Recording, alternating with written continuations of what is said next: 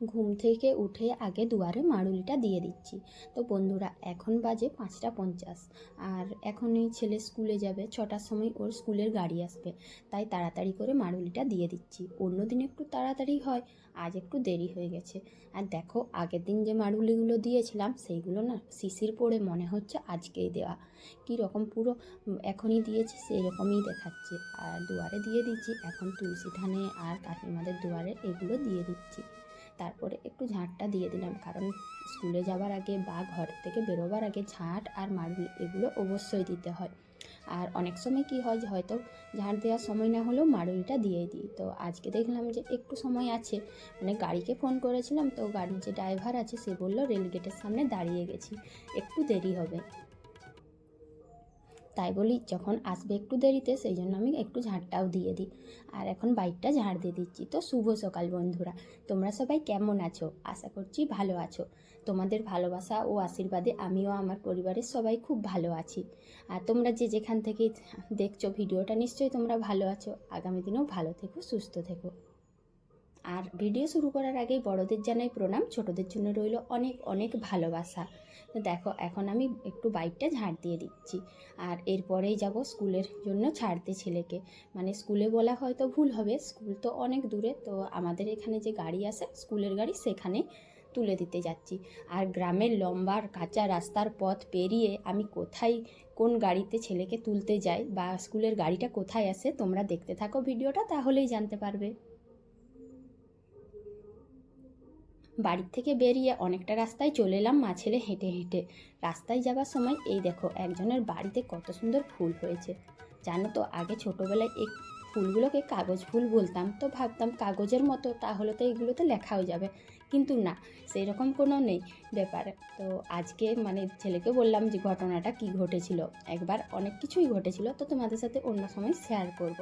তো কাগজ ফুল বলে ছেলেকে বললাম, ছেলেও বলছে এটা কাগজ ফুল, তাহলে তো এটার উপরে লেখা যাবে। আমি বললাম না না সেরকম না, এটা শুধু কাগজ ফুল, নামটাই তাই।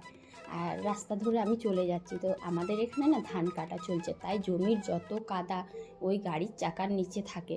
আর সেই যখন গাড়িটা পেরিয়ে যায় তখন সব মাটির কাদা সব কিছু রাস্তাতে পড়ে থাকে। তোমাদের দাদাভাইও আমাদের পিছু পিছু ধরেছে, তো ও বলল যে আমিও যাব আজকে। বললাম ঠিক আছে চলো। এখন তারা বাপ ছেলে গল্প করতে করতে হাঁটলো।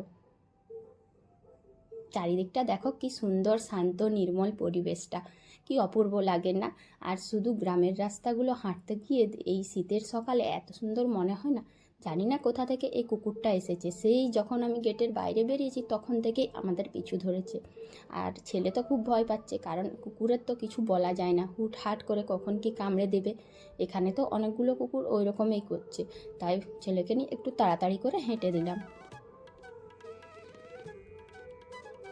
দেখো বন্ধুরা, আমি এখন ঠিক সেই জায়গাতে পৌঁছে গেছি। এই যে গ্রামের রাস্তা পেরিয়ে এলাম, আর এটা হচ্ছে আমাদের বাস স্ট্যান্ড।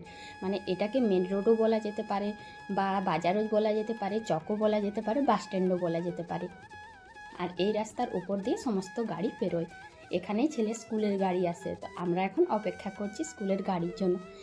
ভিডিও শুরুতেই তোমাদের বলে রাখি, আমি এখন ভয়েস কলটা দিচ্ছি আর এখন না মাইক বাজছে, তাই হয়তো একটু বেমানানসই লাগতেই পারে, তোমাদের প্লিজ মানিয়ে নিও, কারণ মাইকের শব্দটা অনেক জোরে দিয়েছে। তো দেখো স্কুলের গাড়ির জন্য অপেক্ষা করছি, আর ছেলের পাশে যে বসে আছে তার মুখটা গোমরা হয়ে আছে। এর কারণ কি বলতো, ও বলেছিল 4টে লেন নেব, কিন্তু তার মা 2টো দিয়েছে, আর 2টো দেয়নি, বলেছে শেষ হলে নিবি। তার জন্য তার মুড পুরো অফ হয়ে আছে, এমন মুখটা করে রেখেছে যেন তাকে কে মেরেছে কে ধরেছে।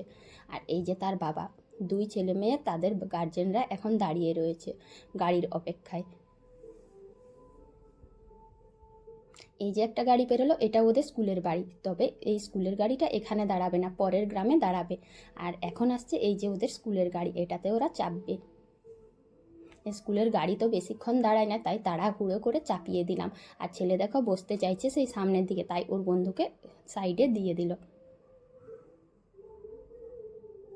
ওদেরকে এখন ছেড়ে দিলাম, ওদের গাড়ি চলে গেল। তারপরেই দেখো এই যে জায়গাটা রয়েছে, এই জায়গাটার দিকে আমরা এগিয়ে যাচ্ছি। সত্যি বলতে জানো, এতদিনে আমার বিয়ে হয়েছে কিন্তু এই জায়গাটা এরকম হবে ভাবতে পারিনি। কেন বলো তো, এই যে বড় পুকুরটা দেখছো, এই পুকুরটা কিন্তু পুকুর না, এটা এমনি একটু গর্ত ছিল এদিক সেদিক, কিন্তু এবছর এত বৃষ্টি হয়েছে যে এটা পুকুরে পরিণত হয়েছে, এটাতে আর জল শুকোয়নি। সেই জন্য এই জায়গাটা যাদের, তারা প্রচুর মাছ ছেড়েছে। আর এটা না কতটা গর্ত আছে কি ব্যাপার পুরো তো সামনে আসা হয়নি, তাই জানা নেই। তো তোমাদের দাদাভাইকে বারবার বলছিলাম তুমি একটু এসে করে বলো না কতটা কি গর্ত আছে, আমি নামবো, খুব ইচ্ছে করছিল নামবার, কিন্তু সে বললো না না নেই মনা, প্রচুর গর্ত আছে, মানে নামলেই পুরোটা হয়তো ঢুকে যেতে পারি। আর মাটিটাও এখানকার খুব কাদা, অনেকটাই ডিপ করে কেটেছে যার জায়গা, একে তো পুকুর হয়ে গেছে, তারপর জেসিবি দিয়ে কাটা হয়েছে মাটি, সেই জন্য অনেকটাই ডিপ, আর নামতে পারলাম না, মানে ইচ্ছেটা আমার পূরণ হলো না। তো যাই হোক, তাড়াতাড়ি করে ওখান থেকে বেরিয়ে এলাম, কারণ বাড়ির সমস্ত বাসি কাজ পড়ে আছে। এই যে কাঁচা রাস্তা দেখছো, এটা সোজা আমাদের বাড়ি, আর এদিকটা আরও একটা রাস্তা। এই গ্রামের ছেলেগুলো পুরো ফুল স্পিডে সাইকেল চালিয়ে যাচ্ছে, এরা যাচ্ছে টিউশন, মানে আমাদের গুড্ডু যেখানে পড়ে সেইখানেই পাশের বাড়িতে টিউশন পড়ে, সেই জন্য তাড়াতাড়ি করে চলে গেল। আর এই শীতের সকালটা সব থেকে বেশি খারাপ কি বলো তো, কুয়াশাটা। এই কুয়াশায় বড় ছোট বয়স্ক সবারই ঠান্ডা লাগার খুব সমস্যা হয়ে যাবে। আর আমিও না মাথায় কতক্ষণ এই চাদরটা রেখেছিলাম, এখন আর পারলাম না, তাই মাথা থেকে খুলে নিয়েছি।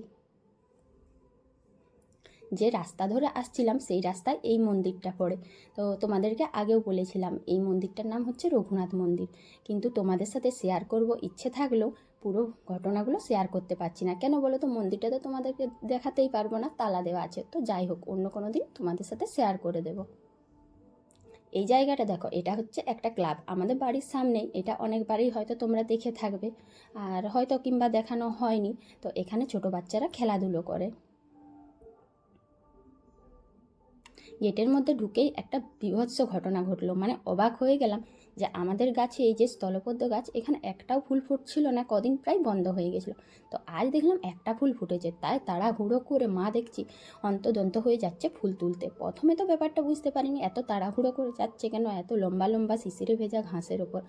এখন দেখলাম যে একটা ফুল ফুটেছে স্থলপদ্ম, সেটা মা তুলতে যাচ্ছে। সত্যি ফুলকে কেউ ছাড়তে চায় না, ফুল যেমন দেখতেও সুন্দর, পুজো দিতেও ভালো লাগে।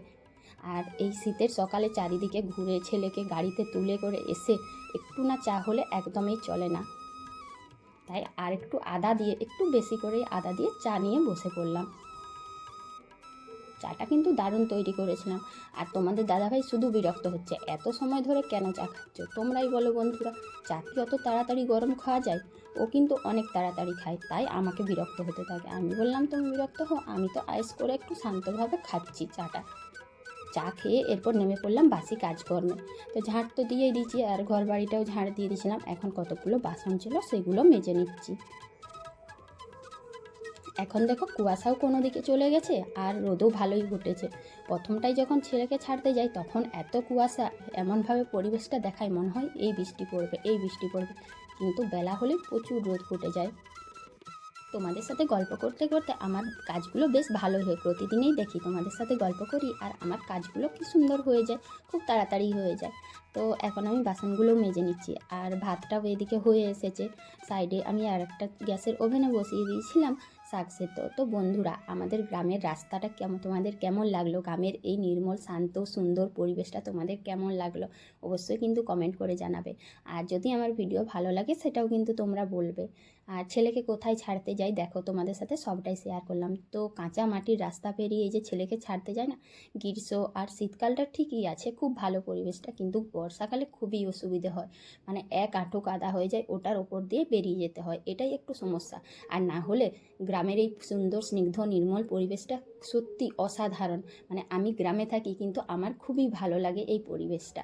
আর ছেলেকে তো ছাড়তে যাওয়াই হলো, ছেলেকে ছেড়ে দিয়েও এসেছি। তো এখন অনেকটাই বেলা হয়ে গেছে, ছেলে হয়তো চলেও আসবে, তাই তাড়াহুড়ো করে রান্নাবান্নাটা করে নিচ্ছি। ডালটা একবার ছকে দিলাম, মানে একেবারে ছকে দিলে ও এসে খেতেও পারবে। আর শাকটা নামিয়ে নিচ্ছি, প্রায় সব তরকারি করে নিচ্ছি, এখন বাকি আছে উচ্ছে আলু ভাজা। ডালটা নামিয়ে উচ্ছে আলুটা ভেজে নেব।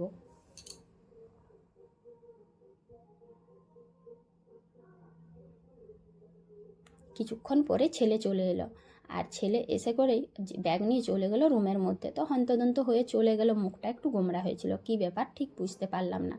তাই ওকে বললাম, বলে কি ব্যাপার হয়েছে, তো ওর কাছে যাওয়ার জন্য তো ডালটা আগে নামিয়ে যেতে হবে। সেই জন্য আগে আমি ডালটা নামিয়ে নিলাম, তারপর ওর কাছে গেলাম। দিয়ে ও শুয়ে পড়েছে, বললো মা গো দেখো এই পাগুলো কী হয়েছে। দিয়ে দেখলাম যে মজাটা খুলেই রেখেছিল, দেখলাম যে ওর দুটো যে ফুড়ি ফুড়ি লাল অ্যালার্জির মতো হয়েছিল, স্কুলে ব্যায়াম করতে যে ওগুলো একটু মানে কীরকম ঘষা হয়ে গেছে, আর তার জন্য জ্বালা করছে, তাই একটু পাউডার দিয়ে দিলাম। কিন্তু সে আর ছাড়ে কোথায়, সে বলছে চুলকাবো। তাই অন্যমনস্ক করার জন্য ওকে নিয়ে গেলাম কাকিমাদের ছাদে। অনেক কিছু বুঝিয়েছিলাম কিন্তু শুয়ে শুয়েও বুঝছে না, প্রচুর জ্বালা করছে। সত্যি বলতে অ্যালার্জিগুলো না প্রচুর জ্বালা করে, ও তো ছোটো, ওর দোষ দিয়ে লাভ নেই। তাই ওকে ছাদ নিয়ে গেছি, আর ছাদে নিয়ে গিয়ে একটু অন্যমনস্ক করার চেষ্টা করলাম।